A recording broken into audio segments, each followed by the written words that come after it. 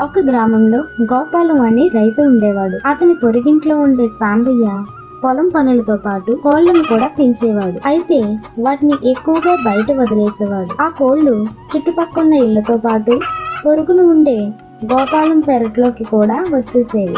గోపాలం భార్య, ఏమండి, ఆ సాంబయ్య కోళ్లు ప్రతిరోజు మన పెరట్లోకి వచ్చి ఎండ కారబోసిన గింజలను తినేసి చెల్లా చెదురు చేస్తున్నాయి. పెరడు మొత్తం చండాలం చేస్తున్నాయి. అతనికి మీరు గట్టిగా చెప్పండి కొంచెం అంది.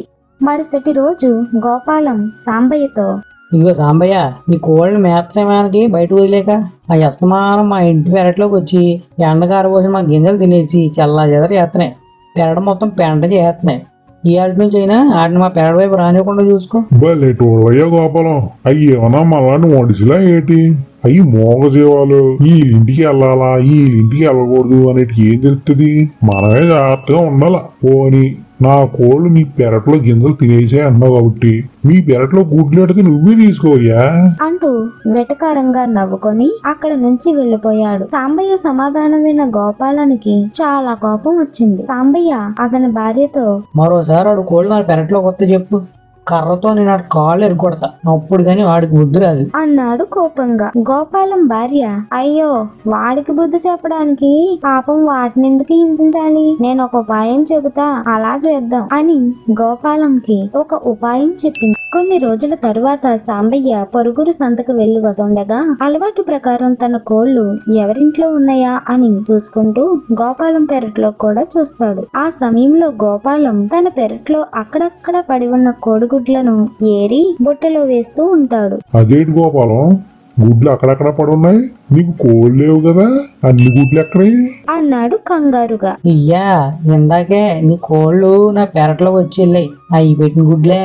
ఆ మోగజీవాలు వాడికి ఏం తెలుసు వాడి యజమాని ఎవరో వాళ్ళ ఇంట్లో గుడ్లు ఎట్టాలని? అందుకే రోజు వచ్చి తినే చోటు కదా అని ఇక్కడ పెట్టేసి పోయాయి అన్నాడు వెటకారంగా. మరి వాడి యజమాని నేనేగా, అప్పుడు అవన్నీ నా గుడ్లేగా, నాకు ఇచ్చే మరి. అదేంటి సాంబయ్య, అప్పుడే మర్చిపోయావా? నా పెరట్లో గింజలు తింటున్నాయి కాబట్టి నా పెరట్లో గుడ్లు ఎడితే నువ్వే తీసుకో అని చెప్పావు కదా ఆ రోజు, అందుకే తీసుకుంటున్నా.